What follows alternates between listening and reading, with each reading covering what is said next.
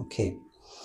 So normally I introduce myself, so that's very comfortable that I'm introduced by someone else. So originally I wanted to teach about something lighter, because karma is normally considered as a topic that is sometimes avoided. Yeah, that's a good reminder. Maybe if you can switch off your phone, that's, I think, good, because otherwise you get distracted. And yeah, especially when you teach karma, this topic, to Westerners, so it's quite difficult. It's like a very alien concept, karma, for them. And I must say also for myself, I was raised in a Christian environment, and there's no speaking of karma. And I really struggled a lot with it, because I think I didn't have a clear understanding. Also, when I practice Zen, no one told us ever about karma. Maybe they just presuppose that we already know, or I think they try to avoid it, like the topic of rebirth. So here in the Indian culture, I think it's quite normal to speak about karma, I assume. Also to speak about rebirth. The problem might be that you have a slightly different understanding of karma. So I found that this word karma, so yesterday I checked a little bit in the internet looking for a nice picture which could illustrate karma. So I found, what is it? A sanitizer with the name karma. So like where you want to clean something. I found some books where it found Bad Karma was the title, or Karma in the Dark Worlds. And I thought, wow, karma is everywhere. But I think the meaning is quite different in Buddhism. So this is what I want to try to uncover a little bit the layers which are on top of this karma word, and give you some explanation. And probably it will collide with your own thinking, I think. And it's a very vast topic. It's very complicated, actually. And it's even said that karma can be only understood by a fully omniscient being, because knowing all the intricacies, all the complexities of this network of cause and effect relationship, that we can't. But on the other side, it's quite easy to understand, because there are some general characteristics, also some specifics. And I would like to try first to clarify what is karma, then also to speak a little bit about the results. And if we have time, also to speak about purification, because not so often it's spoken about how to purify karma and so on. So karma is also some Buddhists, even some scholars say that karma is something that the Buddha didn't teach. So there is in England, some scholar who said the Buddha didn't teach karma. But when you really check the sources and the text and so on, you find everything is based on karma in Buddhism. It's a very important concept. So therefore, I try my best what I've learned and studied.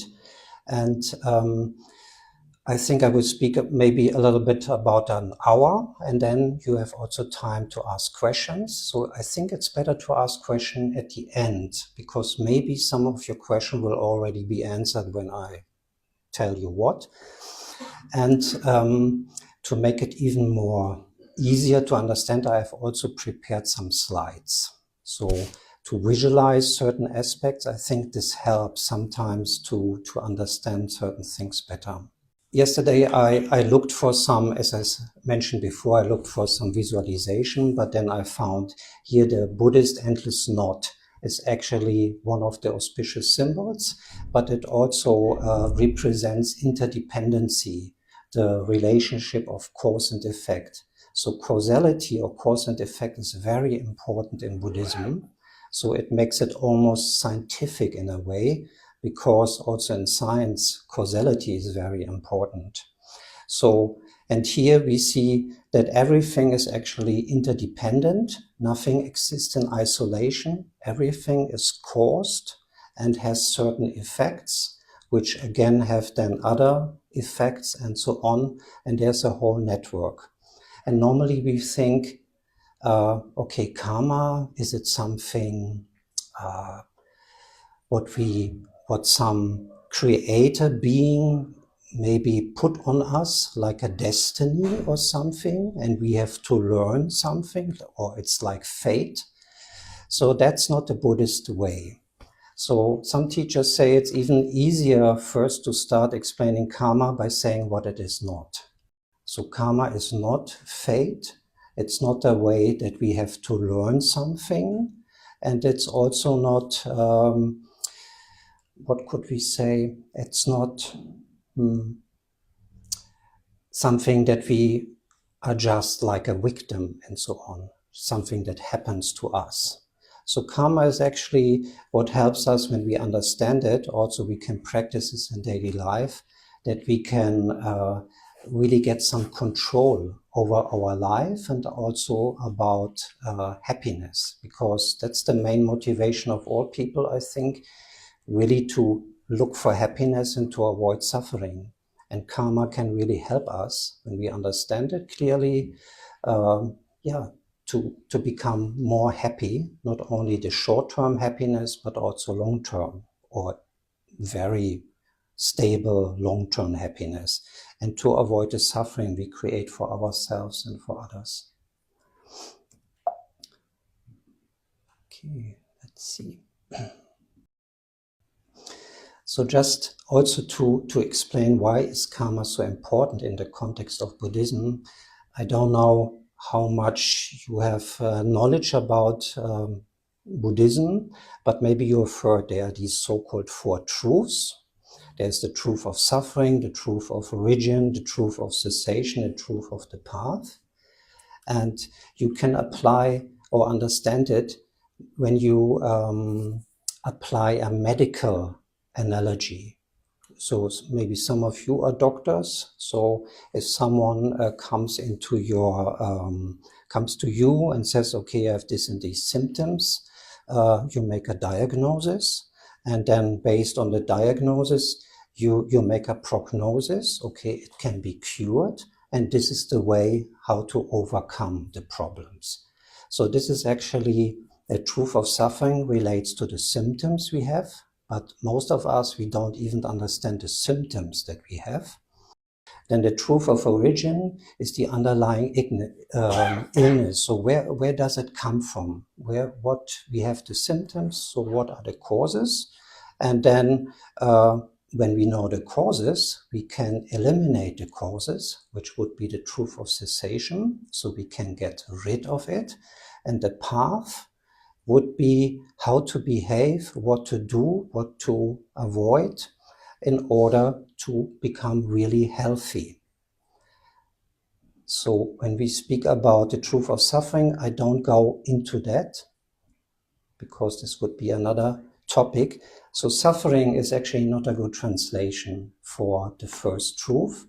So actually it should translate it into the truth of dukkha. So I think you know all this word, because when we say suffering, we normally think of this ouch kind of suffering like headache or accident and so on.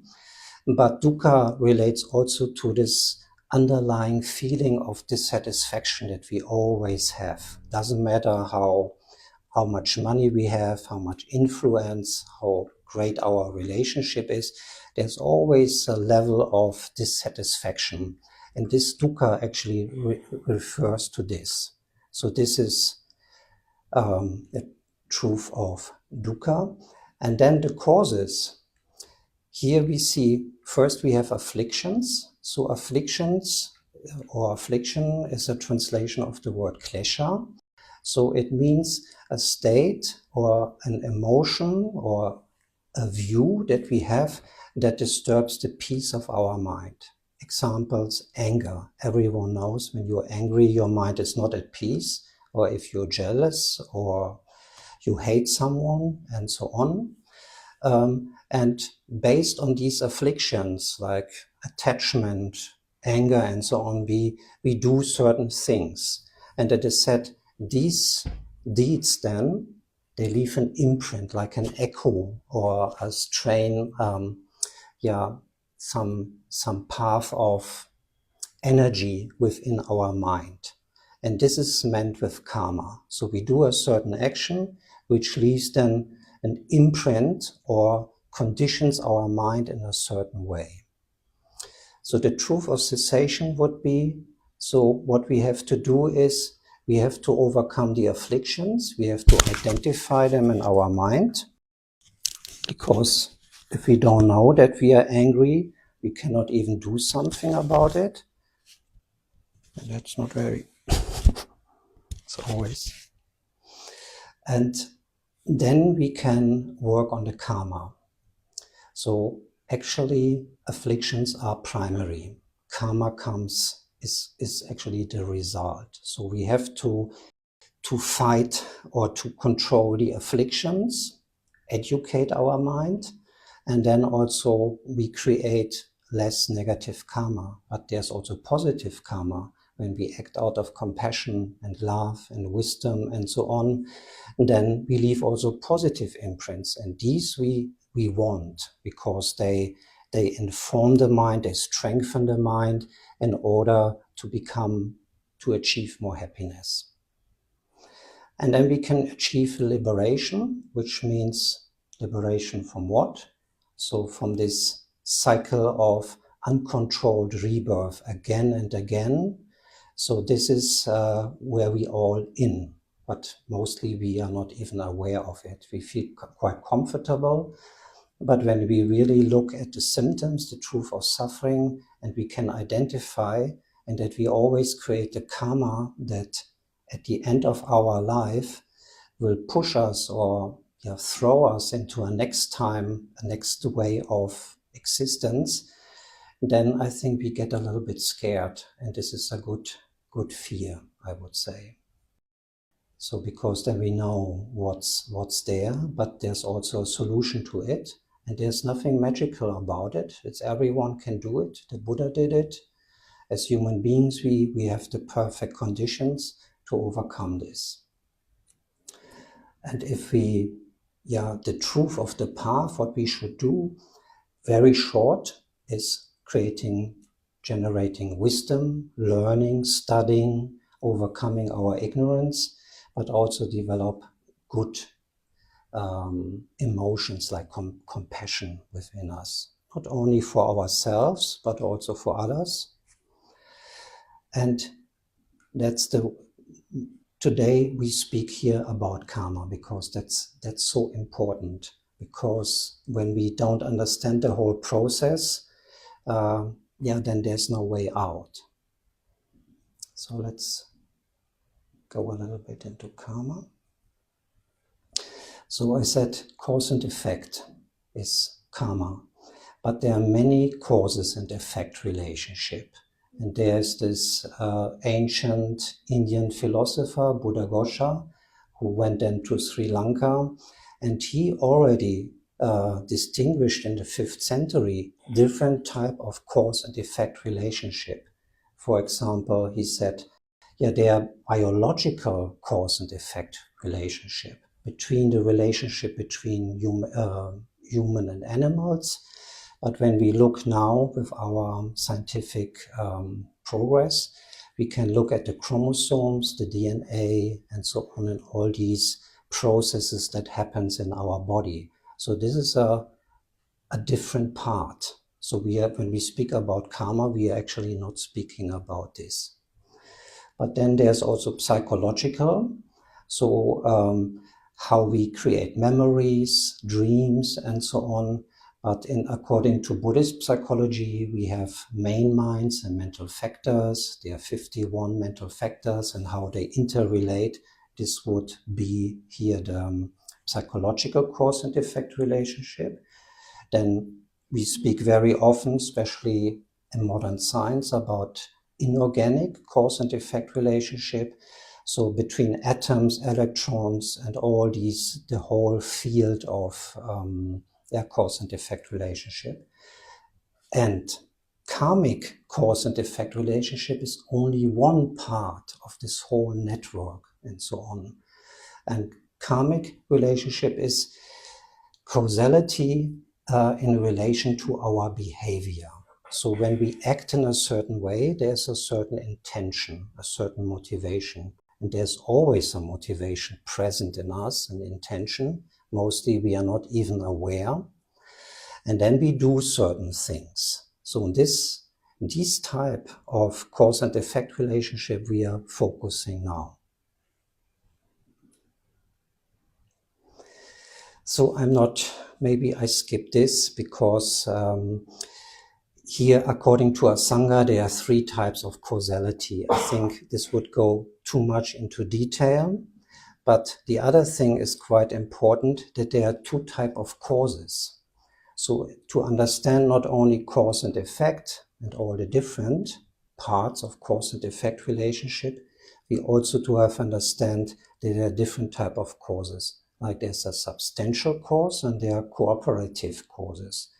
For example, the substantial cause of a flower is a seed. That's clear, because the seed transforms into a sprout, transforms into a flower. So this would be the substantial cause. The cooperative causes would be the person that waters the seeds, who gives fertilizers to the soil, and so on. Another example would be maybe a table made of wood, I assume. I think it's made of wood. So the substantial cause of the table is wood. The wood transforms into a wooden table, which is clear, I think. But the cooperative causes would all the people who have this knowledge, the carpenters and so on, all the people who work on it, all the machines that are included and so on. So that's also very important. So when we speak also now about cause and effect in relation to behavior, we speak especially about the substantial causes.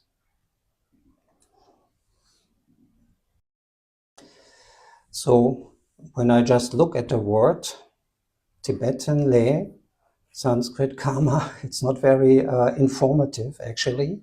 Pali karma, in English it means action. So that's really not very informative. But when we look now to karma, it refers to actions done with a particular intention. So it's not, for example, you step out here, you go up and you step on an insect. So you couldn't see it, it was dark and so on. You didn't have the intention. Actually, we wouldn't speak then in a strict sense of a karma that you are producing. But if you, next time you go to your room and you see this little mosquito and you really have to wish, now I will kill it. And then after this you rejoice, no, now I got you, you harmed me the whole night. So then we would speak of a karma that is produced. Like, the imprint is left in the mind. So this is, so to say, not everything is karma, although sometimes you read everything is karma and so on. But when we speak here on this level, we would say, for example, you find a nice apple tree somewhere in a park, and so on. You sit under the apple tree and the apple falls on your head. So some people would say that's karma, that the apple falls on your head like fate, but actually it's not in a strict sense, because there are many other conditions and causes produce this. So there were the wind maybe that moved the apple and so on, physical causes and effects. But the fact that you choose this apple tree to sit there because it really attracted you, this is related with karma, so to say. You sat down under this apple tree, and then the apple hits your head, and the type of reaction that you have, maybe you get really angry. So this type of anger is triggered by a former imprint that you have done before, because you could also react in a different way. Like, I think it was Newton who really rejoiced when the apple fell on his head and said, great. So he was really happy. So that's also the way he reacted, was due to a former imprint. So then things become complicated, you see. And some people, I would say, misuse the word karma a little bit and say, there's an accident, oh, that's his karma or her karma, so why should I help? Maybe it's purification. I think that's not what is meant with karma, and this would be actually a very crucial approach. Or some people get cancer or diagnosed and think that must be karma. I have done something in the past, so that's like the punishment I get. So Buddhist thinking of karma has nothing to do with reward or punishment. It's just cause and effect relationship, quite without any judgment and so on. So we have to be a little bit careful when we use karma. We can abuse the whole concept in order to blame the victims and so on, and I think that's not very helpful. So let's look a little bit further. There are some, maybe I start with this. So we have an action. The intention itself, the wish to do is called a mental action, and is also a karma that you create. But also the intended actions, the verbal things you say, maybe you say something nice or something bad, or you hit someone, or you offer some money and so on. These are also karmas. So we have the intention and the intended actions. So we have actually three spheres of karma: the mental, the physical, and the verbal. So these leave then some imprints in the mind. Sometimes they are called seeds or potentials. So of course these are, I don't know if they're really seeds. If you think of a seed as planted in your mind, I think it's more metaphorical. You cannot really think of a seed. Maybe, yeah, an energy trait or potential to give rise to a certain effect. Maybe that's more appropriate, but a karmic seed, I think we can live with it if we don't take it literally. So these will lead to a result, to a future experience. So if it's a virtuous action, or a good action, or a constructive action, or a meritorious action, there are different words used for that, then it leads to happiness. Happiness means here you can feel some pleasantness in your mind, maybe, but you can also feel really happy about something. But it could also mean just a type of pleasant feeling. And suffering comes from non-virtuous action, and there's also neutral actions. So actions, there are actions where you don't create negative karma. You go to sleep or you drink a cup of tea and so on. We wouldn't say that creates any karma, maybe a neutral imprint in the mind. So when we look here now at happiness and suffering, neutral, this sounds a little bit like when I grew up in a Christian area. So you have to do virtuous things, otherwise you suffer. So it's a lack of punishment. No? But interesting is that it's the other way around defined.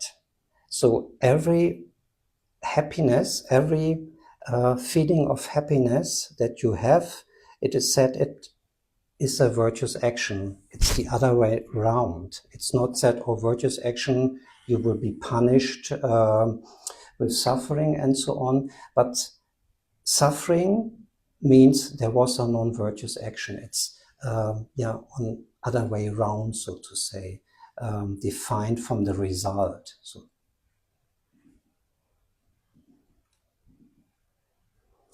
therefore principles, maybe I try to cover this and then I think you already have maybe enough, I don't know. So therefore principles of karma or general characteristics which are important to know. So karma is definite. So this simply means that when you plant an apple seed, you have a concordant result, an apple tree. So there, if you plant an apple seed, there won't be a banana tree. So there is a similarity. So karma is definite means from a virtuous action always happiness arises, and it cannot be that when you do something positive that something negative, some negative experience in your mind will be created. So that's all. Then the second principle is karma increases. So a very small action, like a little seed that you plant in the earth, can give rise to a huge tree, and this tree will then create a lot of fruits or flowers and so on, which will create more and more results in the future. So not to scare us, but it is said we should also not neglect the little negative deeds we sometimes do. We think, oh, that's not so important. Maybe you take the shampoo in a shower, which belongs to someone else, and you think, oh, it's not so important, it's just shampoo and so on. It's actually said we don't know, because also the seeds in your mind, they interconnect with each other and can create certain results in the future. But it's also true for the positive small deeds. Sometimes you think, oh, it's not so important if I smile to a certain person, or I just focusing on my job and so on. So don't think that's not important. Very small positive deeds, just a smile, or maybe you give with a good intention, I make a small offering or whatever, you listen to a friend, even if it's 5 minutes and so on. This can have a big, can result in very positive ways. So that's very important. So don't think shampoo in a shower is not so important to take. It's better to ask, or if you have doubt, don't do it. It's not to make us to get afraid and so on, but just see that also the little mosquito you kill, even if it's very small, we never know what will happen. But what we know is, because karma is definite, it will lead to some unpleasant experiences, maybe strong suffering, or even maybe only slight suffering, we don't know. And this can be over lifetimes, continue. So the next one is not done, no result. I never remember why I put a tomato there. So for some reason, I don't know. Maybe it's like this: if you want to have tomatoes and you don't have tomato seeds and plant them, then you won't get a tomato. So referring to us, maybe if you want to have happiness, then you have to create the causes of happiness. And if you suffer from something, you have to try to avoid to create these causes in the future. So it's not like, for example, you stand in a field, you are a farmer, and you want to plant corn, you want to harvest corn.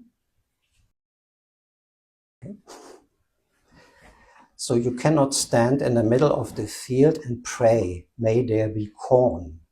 So, because you have to plant the corn, otherwise it's not working. Also, if you want to climb a mountain and you just stand at the bottom and you think, oh, it would be so great if I'm up there. If you don't make your own steps, it won't happen. So, therefore, not done, no result. So, it really, I think it says something to us. You have to care, you have to take responsibility also for your own happiness and for your own suffering. So I think that's the main message here. We cannot just put auslagern,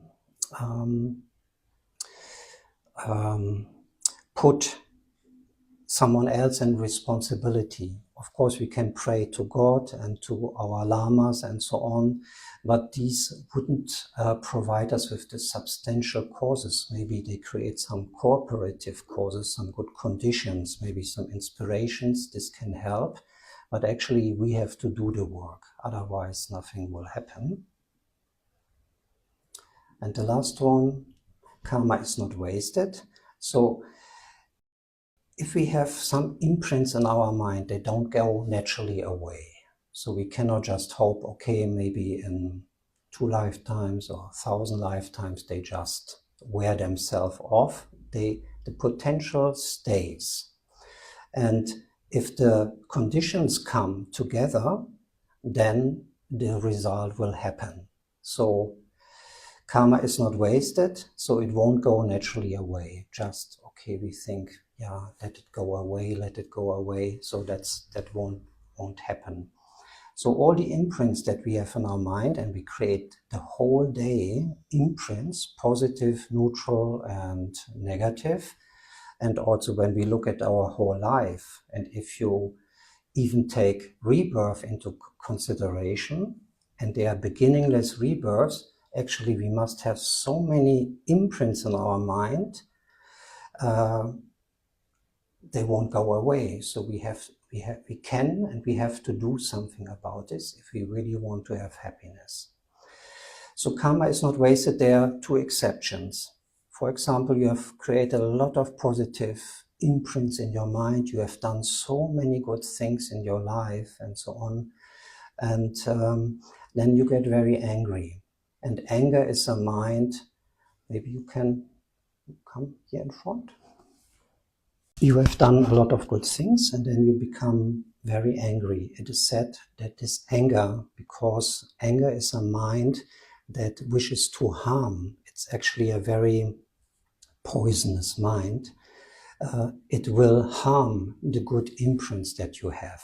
So it won't, there are different opinions. Some say it's totally destroyed. Some say, or it's harmed, or the good result won't happen as they would without anger. So that sounds a little bit scary, because I think no one of us is really free of anger or irritation and so on. So, but there's a trick. So next time when you do something positive, or you wish to do something positive, you dedicate it. That's what the Buddha explained, and also the teachings explain. If you dedicate it, if you direct this positive energy that you have created to a bigger goal, like, for example, liberation or enlightenment and so on, it's somehow protected.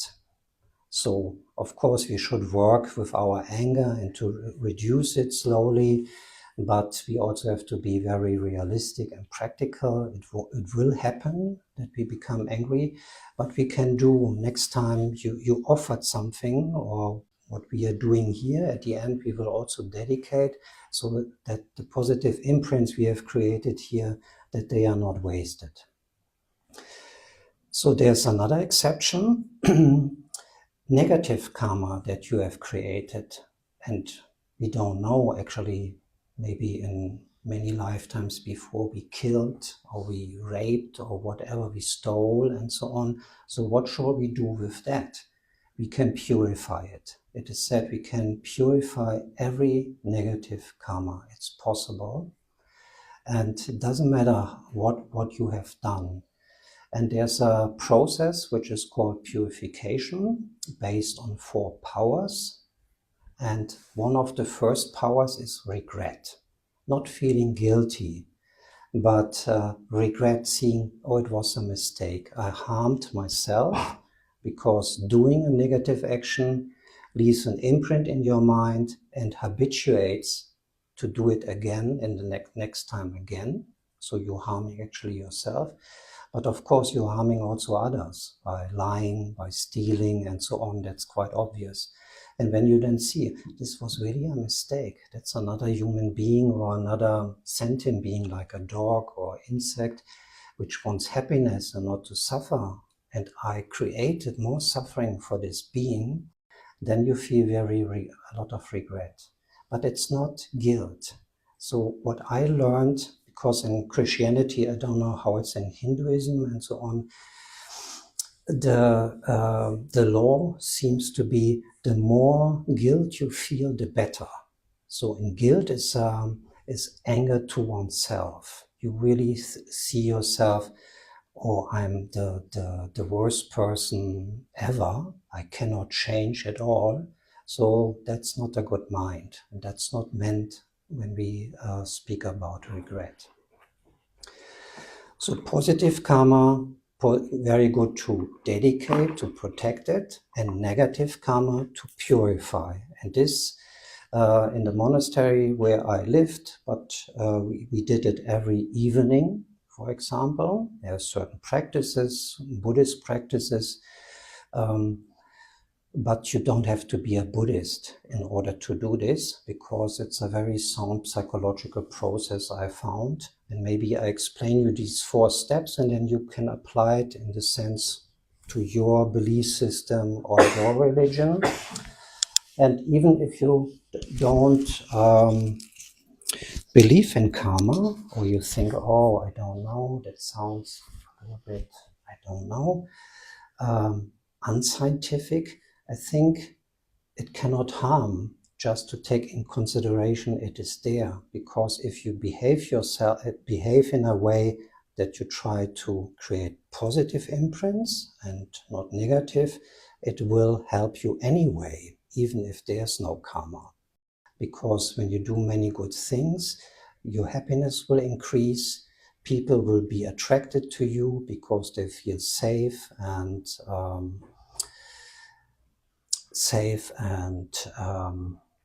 protected in your environment when they are near you. So it's also very good. So just thinking, oh, it's a win-win situation actually, avoiding certain deeds and so on. So the Buddha said, that's the last one. So the Buddha said there, no, I don't go to that, sorry. Don't look at it. Don't look at it. Because there are factors that make an action complete, but I think it's a little bit, goes too much into detail. Okay, sorry, I don't have my presenter view, so I don't know where I am. No, that's what I said to her, not to do it, but now I saw the mistake. Anyway, I wanted to go to the 10 non-virtuous deeds, what the Buddha explained. So, of course, when we speak about the causes we create, we also have to speak about the results that follow from that. So, for some people, that could be a little bit difficult. So, because it determines also our rebirth. So, when we die, that's a very critical moment in our life, because it's the end of our life. And there is a lot of fear and a lot of craving and clinging going on and so on.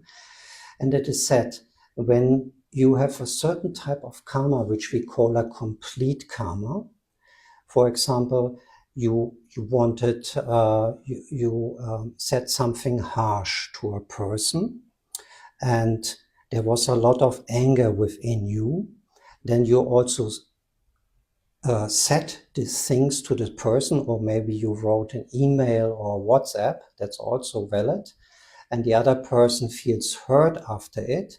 So then these 4 factors are complete. We have an object, a person, where you say something.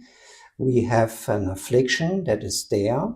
You actually do the action, and the completion would be the other person understands and is heard. So this is what we very often do, especially when we write emails or maybe WhatsApp or whatever.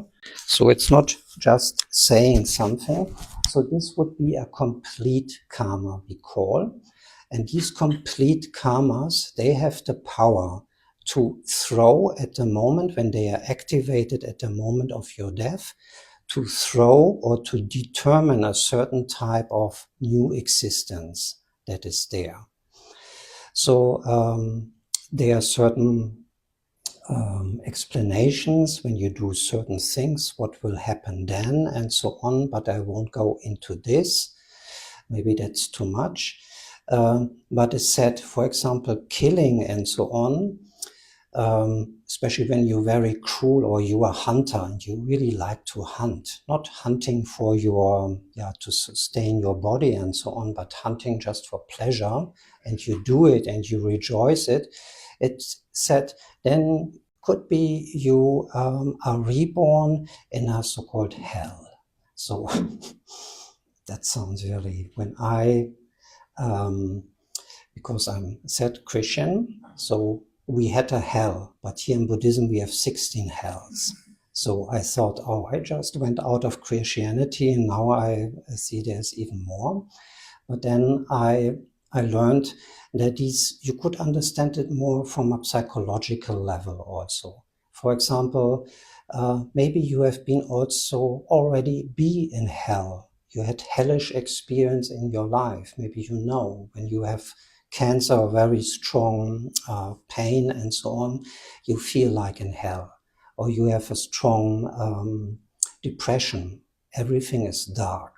So it's really being in hell. So it is said when we do certain actions and we condition our mind, like hunting, killing and so on, rejoicing and so on, it conditions our mind. And what we do, especially when we're getting old and near to our death, we are drawn to things that we know. We are habituated, and we probably at the moment of death, when this memory arises, oh, I killed, I rejoiced, and so on, could be that your next type of experience is mainly hellish, that you experience a lot of pain and so on. There's also a realm which is called the hungry ghost realms, so, or pretas. So these are beings, for example, sometimes they are depicted with big bellies and very small throats and so on. So it means they never get enough. They always suffer from hunger, from thirst and so on. And even if they get it, they cannot swallow it, or it transforms into poison or something that harms the body. But when we look at drug addicts, sometimes, or you look at people who are addicted to crystal meth, they actually they are similar, like looking like predators or hungry ghosts. So, and I think maybe you have been also in a type of hungry ghost experiences. Maybe you really was there was your need to be in a relationship and so on was so strong you couldn't think of something else. So these are all experiences which are very unfortunate, because you suffer so much that there's no freedom in your mind to create something positive within you, to create the causes for happiness and to work on diminishing negative karmic experiences. So there are different realms where we can be. So in the scriptures, it's sometimes, I think, especially in the Abhidhamma, there are some descriptions of the hells and where they are. They are really located there. So I'm not sure if we dig really deep in the earth, if we found all the these hells, but I think it's more a way of, but I'm not sure. I don't have the knowledge. I would say it's a type of experience, no? What we all can go through, and what we don't want. So, but only complete karmas with all these 4 factors, these have the power to throw us. But also positive thing is the same. Maybe you offered a smile to a person, and with a very heartfelt wish that this person maybe find happiness and the causes of happiness, and you really say it. Or you just smile and the person feels it, then rejoice in that, and this also leaves a complete karma which can ripen at the moment of your death, when the circumstances are well, in a very good rebirth. And a good rebirth would be a rebirth where you have the capacity to continue with your spiritual practice. For example, have a human rebirth, but not only a human rebirth, but a precious human rebirth with their 8 freedoms and 10 endowments and so on.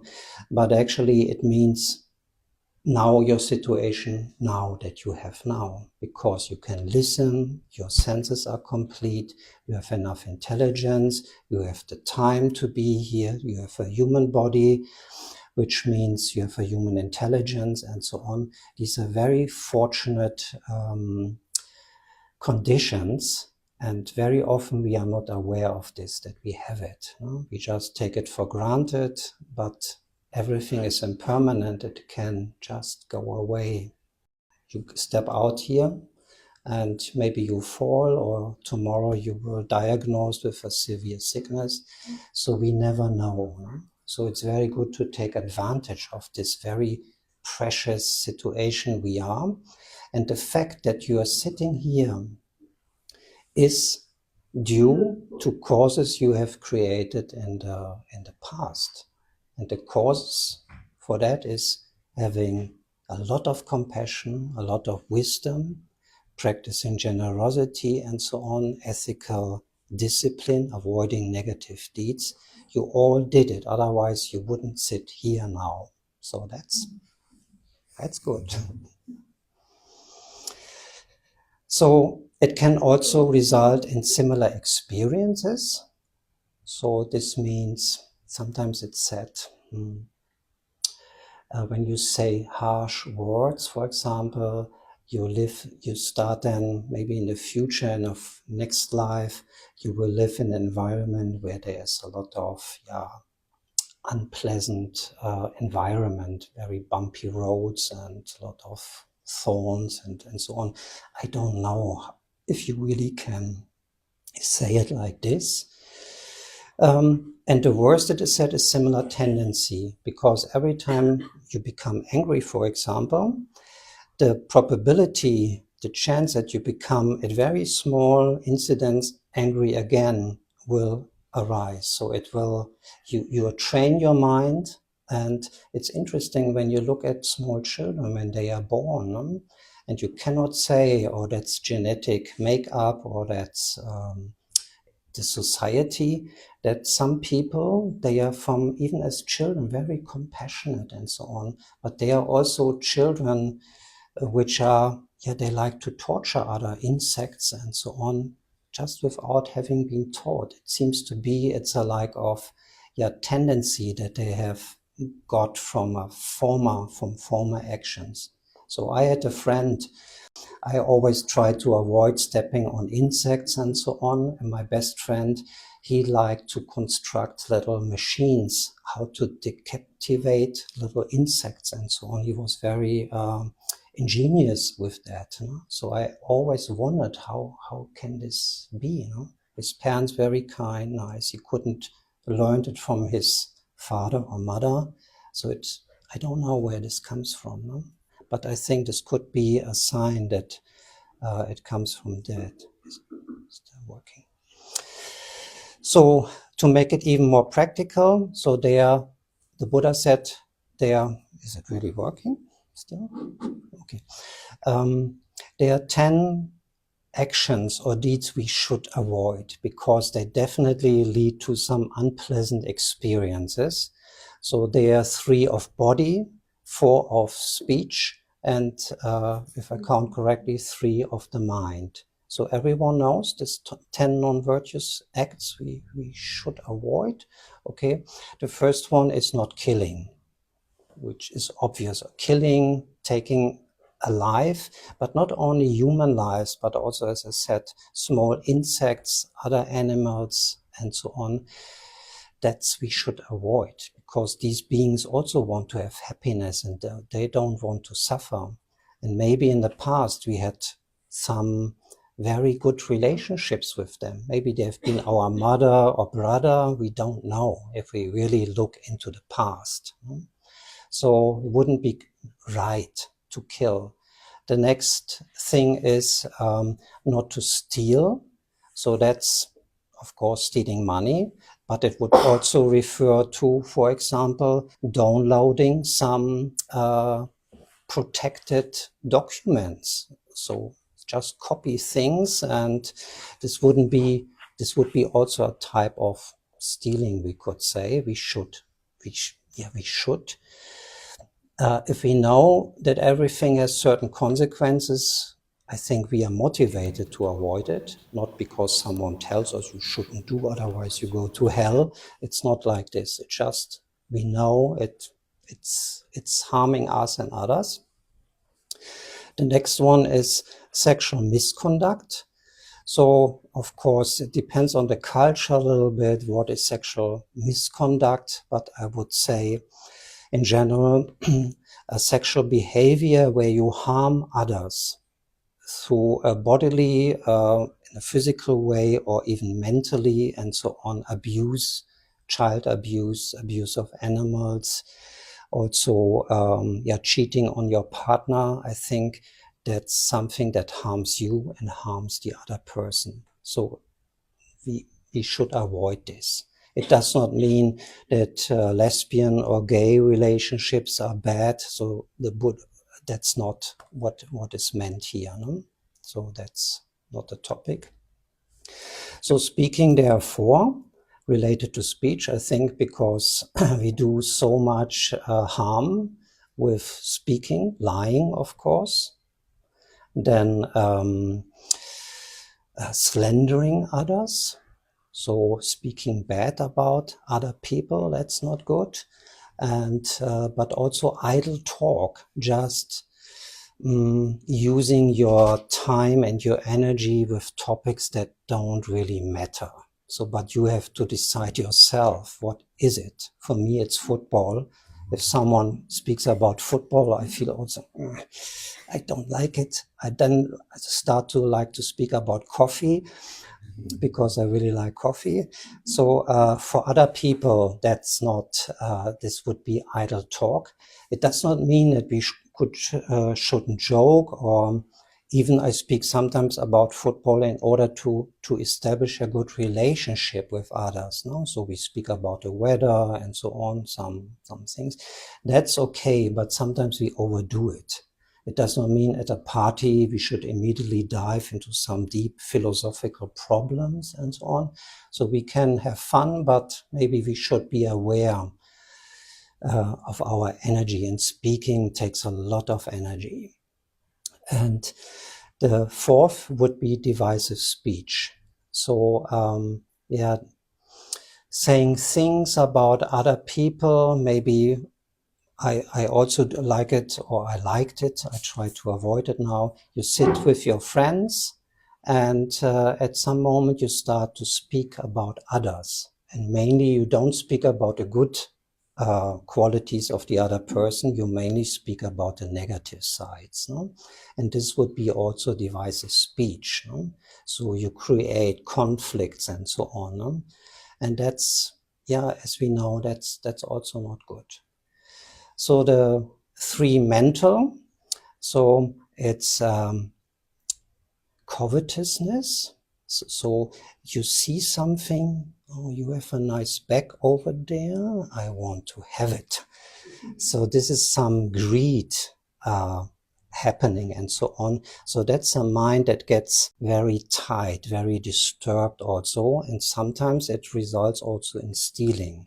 So, but stealing before there's covetousness. But the first of the three mental is malice, really wishing others harm. You think they are all, sorry if I say it, they are all assholes and they are all idiots and so on. And my mind was very negative. When I was younger, I always think, oh, they are all idiots, they are so stupid and so on. So first, it's not true. Second, it makes me very miserable. And third, I felt very lonely because this is a mind that is not very helpful in order to establish relationships.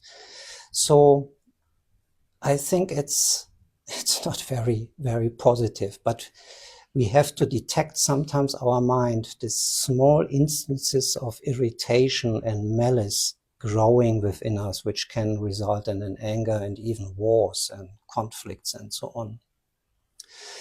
And third is wrong views. So this is also because I'm Catholic, and in former times you would be burned if you have a wrong view because you are a non-believer. But here wrong view refers to a mental state where you think, for example, nothing really actually matters. So there's no cause and effect relationship. It doesn't matter what I do. So this is said, this is a wrong view because it leads to suffering, because it harms you and it harms others. So these type of wrong views, nihilism, for example, but also strong attachment to certain views that you have.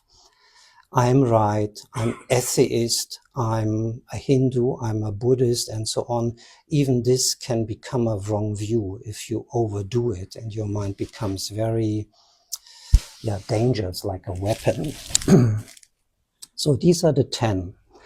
And in Christianity, we have the 10 Commandments, which are quite similar. Also in Judaism, I don't know how it's in the Hindu traditions, but probably similar. So what I try to do is to take maybe in the morning, take one of these 10 and try to focus especially on that. For example, this day I really try to avoid killing and do the opposite, protect life wherever I can. Maybe you see an insect on the street and you know the next person will step on it. Maybe take the time, maybe not on the street in busy Delhi, because then you are killed. Take it away to a safe place. This could be also be aware of maybe of your habit killing mosquitoes.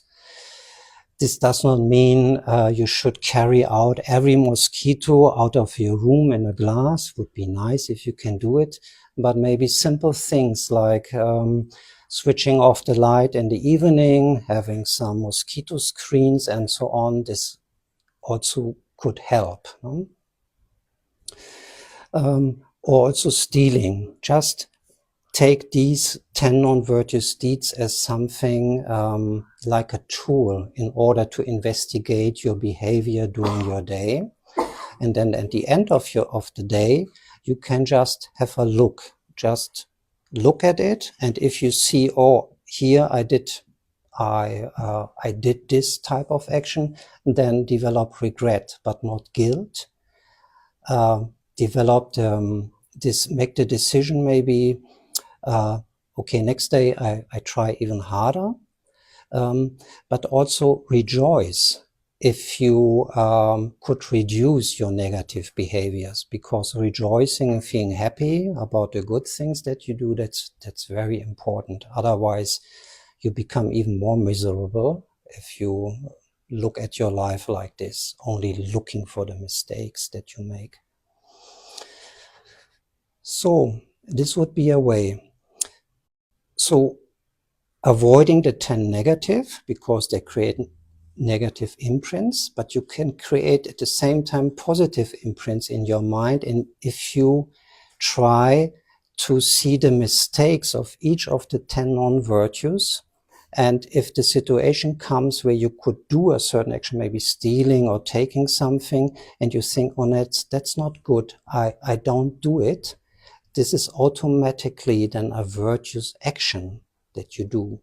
Not just not doing it, but becoming aware of the negative sides of stealing or sexual misconduct and not doing it. This creates positive imprints in your mind, and that's what we do. So it's actually quite simple to do, but not easy, I know. And also try to be realistic. And sometimes I heard you can summarize the whole Buddhist teaching into avoid things that should be avoided and do the things that should be done. That's the essence of the Buddhist teachings. So this is related to this. Try to avoid the negative imprints because they will lead definitely to suffering, but we also try to purify through regret, do something positive, make the decision, a realistic decision not to do it again, and so on. This all can help. And do the positive things, charge yourself with positive imprints, because this will create the causes for happiness that we all looking for. And that's, I think, nothing so mysterious about this. And also when we look now on karma, it's really cause and effect, avoiding the causes that will lead to suffering and do the good things that will create happiness, not only for us, but also for others. So I could speak now for another maybe two hours about certain things. And I apologize, that I gave you some slides and I didn't really speak about in detail about it, but it's only a short time what we have here together, and I think now it would be also good if you have any questions or doubts. Doubts are very important, I found, and also Buddhism really encourages having doubts, positive doubts in the sense, I don't know, I have to learn more, I want to more. That's good positive doubts. So if you have them and questions, that's very good. And we will I think use microphones. Then also the people on YouTube, just a moment. On Zoom, yeah. What did I say? YouTube? Also, if you have any questions, also just speak up and I will then repeat the question also for the recording. Yes. Okay. May I ask a question? Yes. When people ill-treat us, how should we respond? People in? If people treat us badly, if they steal from us or they try to harm us, what should be my response? How should I behave? Excuse me. That's a good question, because I think we always encounter people who take advantage of us, or we do our best, or we try our best to be patient and compassionate, and sometimes people take advantage of this. So I think trying to be patient in the sense of let them do what they want, that's not good. So it's really, I think that's a common misunderstanding. Patience also means, and compassion here, stop the person from doing certain action, but without anger. We don't need the wish to harm them back. We can just say, stop. That's not what I want. That's not right, and so on, and be also very firm. So because we help also the other person not to create negative imprints within them, But we will always encounter these people and beings, and we also have to be realistic. We cannot avoid it. And patience, I would like Thupten Chodron, she's a Buddhist teacher, she likes to translate patience with fortitude or endurance. So this stresses more the fact that you say no, that you have some strength, some power also, but not harming. Stopping the action, but don't judge the person. That's a good, important practice, I think. Can I ask a question? Yes. Is this going in the microphone? Is it working? Is it working? It sounds not really working, no? Okay.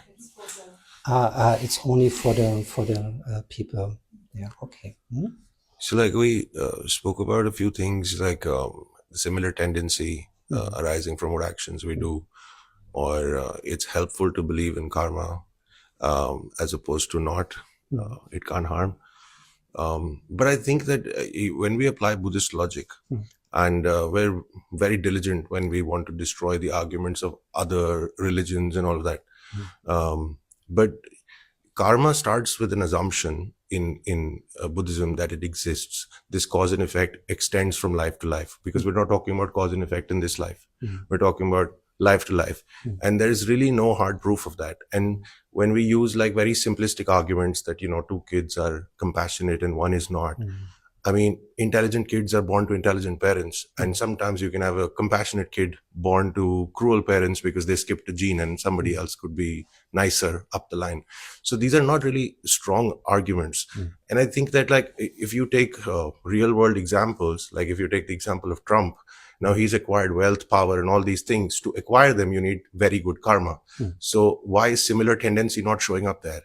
And then when we say that, believing in it cannot harm, us, the problem with that is that believing in karma can actually really harm you, because you will not take action when you're supposed to. I have met people who have got sexually assaulted and they're praying for the person who's doing it, which is, I think, like really stupid. But at the same time, you're kind of propagating that. So anger in a lot of ways is good when, you have the motivation, the desire to take the right action, because I think Buddhists are very complacent, when it comes to doing the right thing and be like, oh, some harm is happening out there in the society, we'll just do a mantra. And when the mantras don't work, then there's a cop out that, oh, this is for your mind, like, why did this person not get saved by Soren Pushe because he has. So my question is about karma, like the whole thing. I think that if we talk about karma and we talk about karma without realization, and it does a lot of harm, I think, because a lot of people will follow that philosophy, just like Islamists would talk about hells and heavens up there from a belief, which is the assumption. And from there on, they have the hells and the heavens and all of that. So without, hold on. So without like the basis that, is this really true? And without the proof of that, how do we actually have faith in this? Because then it's just another philosophy. So there are many things which are encountered, but I start with the first, where you said it's mainly an assumption. So first, I think, in a way, I would say it would be quite unscientific to say that everything has a cause and effect relationship, but not how I feel, how are my intention, and how I act. To say it does not have concordant causes, effects. I think this would be also, neglecting cause and effect relationship in the field of behavior. So second, faith plays a role in Buddhism, but faith here is always based on reasoning. So it's never blind faith, just, okay, they speak about karma, the Buddha spoke about karma, now I have to believe it. For example, here the philosopher Dharmakirti, who lived in the 7th century, in his book Pramanavartika, he tried actually to prove with logic that there's not only past and future lives based on the definition of what is the mind or consciousness. So he really tried to prove it with inference. And I think then things become quite, more acceptable. Another thing is a wrong understanding of karma, as I said, can really harm, because sometimes we think, so I don't have this, but I prepared especially for this case a certain slide, but I can also explain it like this. Some people say there's a certain event, maybe an accident, a car accident with a point. And then they say to other people, there must be an action which is monocausal directed. So this is the cause for that. But neglecting the whole network of other causes and conditions that are also taking place within this. So we can never really say omniscient mind, a mind that really knows all the relationship, could really say, okay, this action actually lead to this experience. And our level, we can just say, okay, certain actions lead to certain experiences, and this is a relationship we can observe. So maybe you look at the second chapter of the Pramanavartika of Dhammakirti. I think you speak you know Sanskrit? I don't understand it. Okay, but there are also translations not so good, but really check a little bit, no? Or go to Geshe Dorje Damdul in Tibet House and get some explanation, because this is what really a little bit gave me more what we call convinced faith, or faith based on reasoning. I cannot understand the whole network and everything, but I know this makes sense for me. So, but I can understand this point, and we have to be very careful when we apply karma and use it as a weapon, so to say, or to, as you said, with sexual abuse, no? Blaming yourself, oh, it was my fault, and so on. That's totally I would say not very compassionate with yourself. No? Great if you can, praying for the perpetrator, no?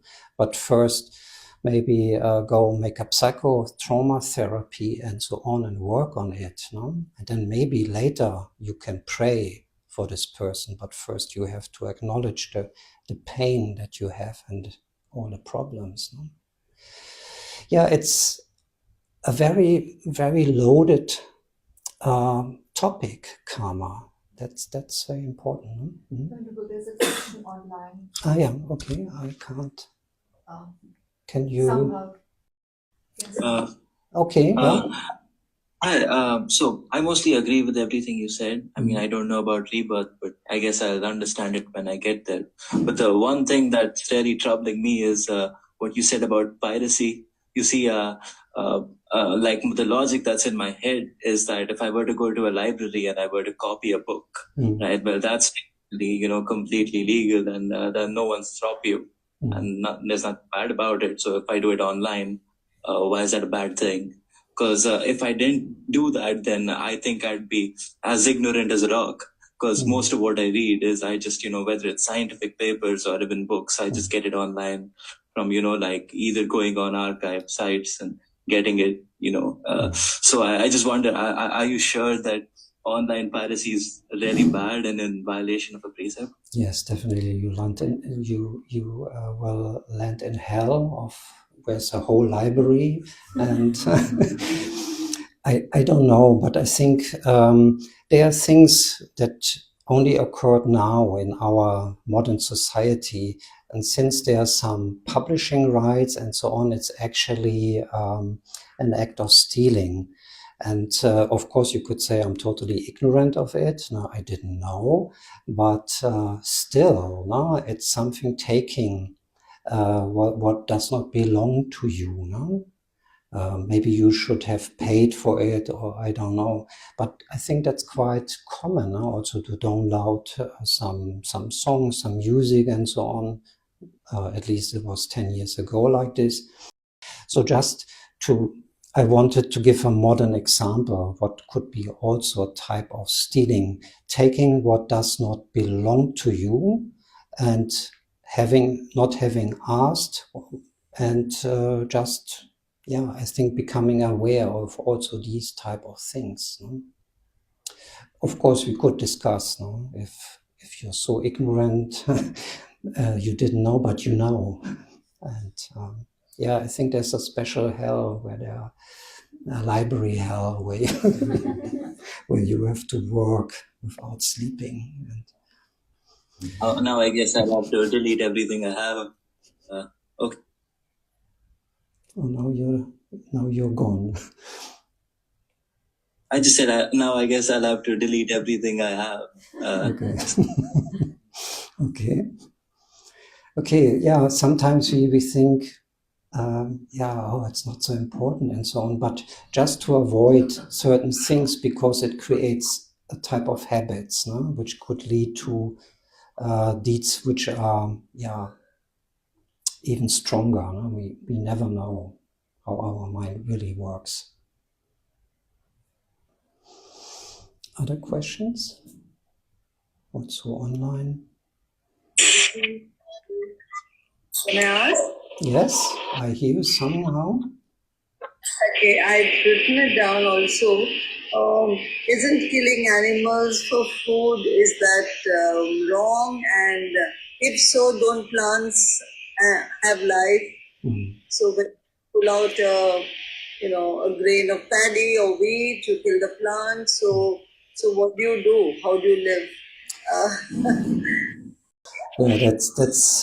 I think we have to be practical, and also since we are samsaric beings, we will always harm others. No? We will step on insects, and in some areas of the world you have to kill in order to survive. Maybe in Tibet, on great height and so on, there's not so much vegetables. No? You have to kill to eat meat. No?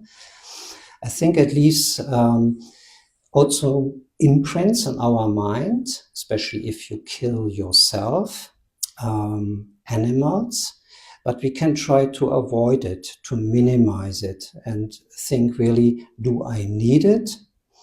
Of course, some people say, I don't know. In Buddhism, normally it's said that plants, they don't have consciousness. They are living beings, but they don't have a mind.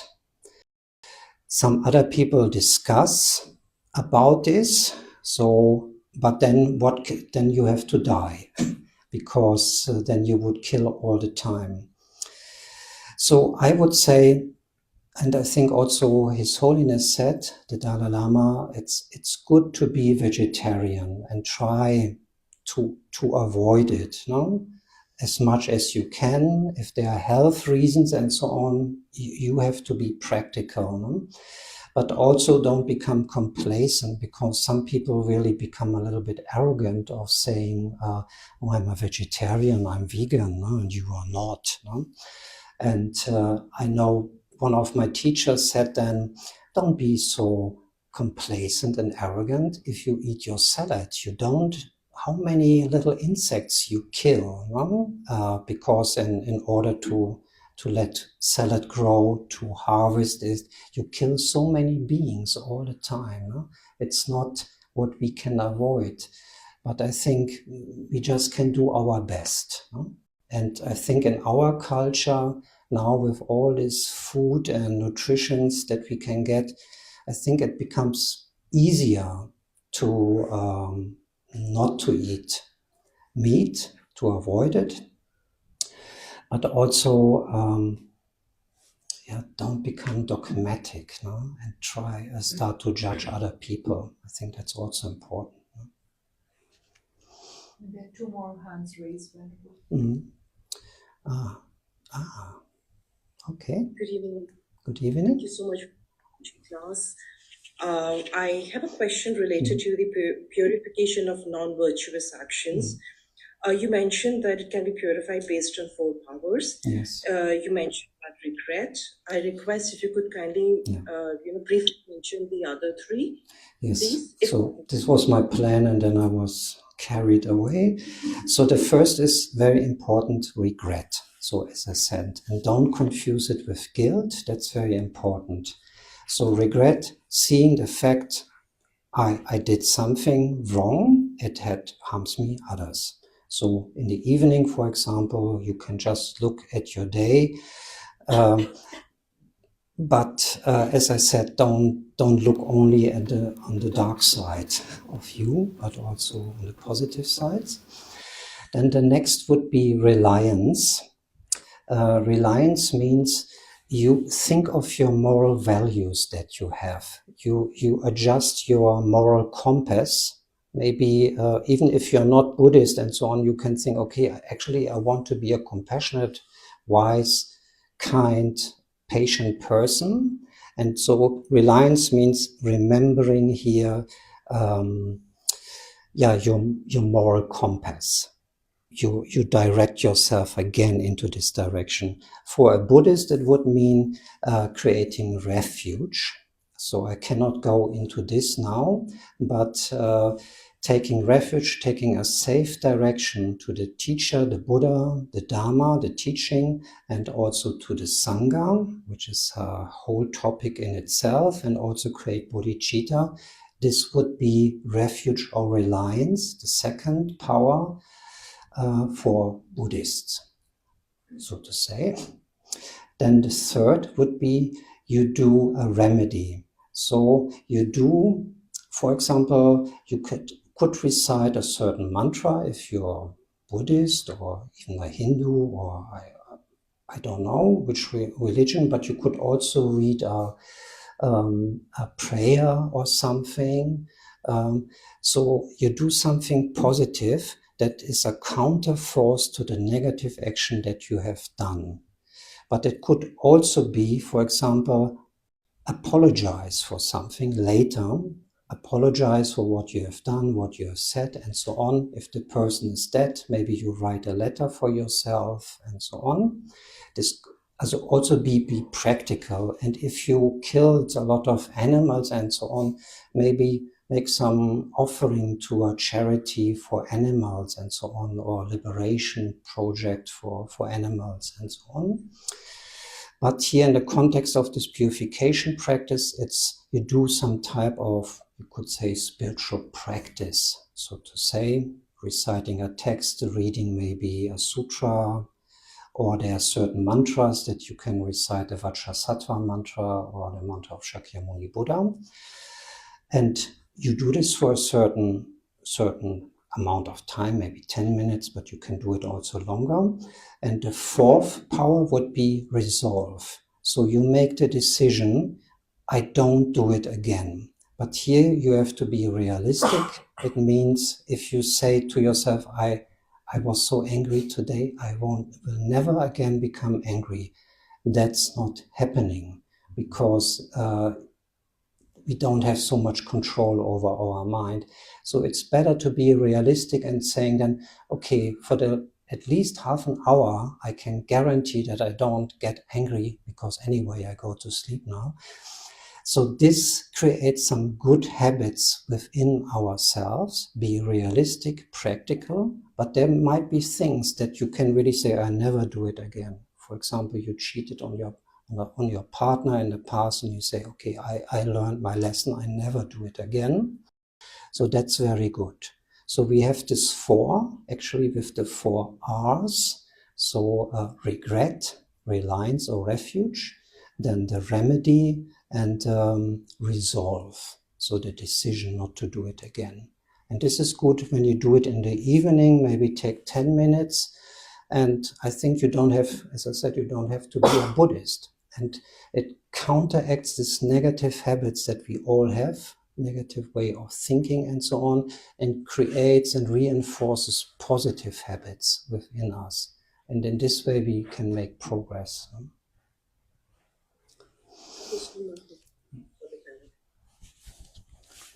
Okay, so shall we end here? So, sir, I have one question. Okay. Shall I? Yes. Yeah, thank you so much. So it's been 8 months, and someone has invaded my personal life, creating unnecessary interference, which were not required at all in my relationship. And it was truly unethical and was very, very hurtful to me. Now I feel so anxious. I had episodes of anxiety. Sometimes I feel like I should confront that person, but I try to leave it on karma to let that person get taste of their own medicine. But isn't it a bad thing that I'm wishing the bad for that person? Because it is affecting me mentally and physically. I did my 2D echo done because I was feeling pain in my heart. But when I get tested, it was all normal. So doctor told me it is all just because of anxiety. I tried to do help spiritually. I try to do the fasting and all, Navratra happens. But still I'm stuck in that loop. I'm unable to make peace with that person who did bad to me, and I don't know what to do, how to make peace with it, and how to not let that thing that karma will teach that person. I think it's very important to also have self-compassion, seeing that you have been hurt, that there was suffering and so on, and acknowledge it, and also don't, in a way, sometimes we try to spiritually reframe it. No? Oh, it happened to me like this. Really see, okay, this was not correct, that these things happened to me, that this person did this. This was a mistake, that was not correct. So this is one level. The second then is, of course, when we wish the other person the own medicine and so on. Oh, this karma will get you. No? Karma will get you. Karma will do its job and so on. Actually, first, it would be a misunderstanding of karma. Second, it would be wishing to harm, that the other person also suffers. So from a Buddhist viewpoint, maybe not so effective. But first become aware that this happens in your mind and don't judge yourself. So that's, I think, important. And then I think one day you have to tell the person that was not correct. No? And if the other person does not see it or can understand it, I think very often it's very, very necessary that you keep distance to this person if possible. No? Sometimes move to a certain place. If it's an abusive relationship, then get out of these type of relationships and so on. So first I would say, be compassionate with yourself, which means you don't wish to suffer. You don't want suffering for yourself, and take good care for you, for yourself, and try later. I don't know what happened actually, so it can be quite complex. Check if you can say the person what happened. Maybe the person is not aware. No? I don't know what happened in your case. Yeah, but don't try to spiritual reframe the situation in a way. No? And don't judge yourself, I would say. It was indeed very helpful. Thank you so much, sir. Okay, so I thank you so much also for your patience. I know it can be also a bit tiring and so on. Also, or you make this effort to come here, and since I know even crossing the street can be very take a lot of effort, and then you came to this place, so that's quite great. So let's dedicate also, so that the positive energy, whatever we have created, maybe some understanding, even some doubts, that's also okay, that we protect these positive energies by directing it, so that all sentient beings, animals, insects, all humans, wherever they are, and so on, that they be free from any type of suffering, and that they achieve long-lasting, stable happiness, and that I find this happiness myself and then be able to guide and also to help others to do the same. Thank you so much, and see you maybe next time in Dharamsala or wherever.